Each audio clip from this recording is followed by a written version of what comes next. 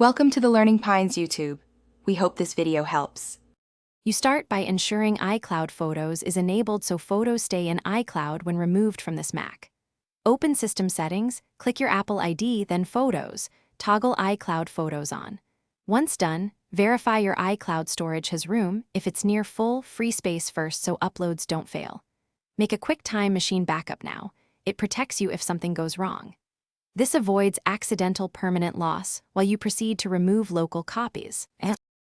Now you remove local files while keeping iCloud originals. If you had optimized Mac storage on, turn it off only if you want full originals locally before deletion. Otherwise, proceed. In Photos, select the photos or albums, press Command-Delete to remove them from the Mac. This will sync the deletion to iCloud if you don't change sync settings.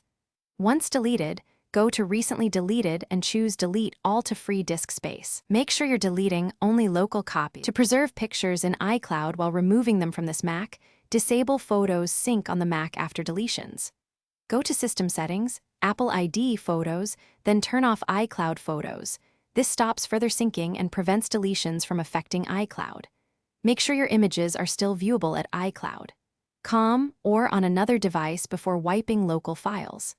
If something goes wrong, sign out and back into your Apple ID, and ensure you have a stable internet connection. That usually resolves.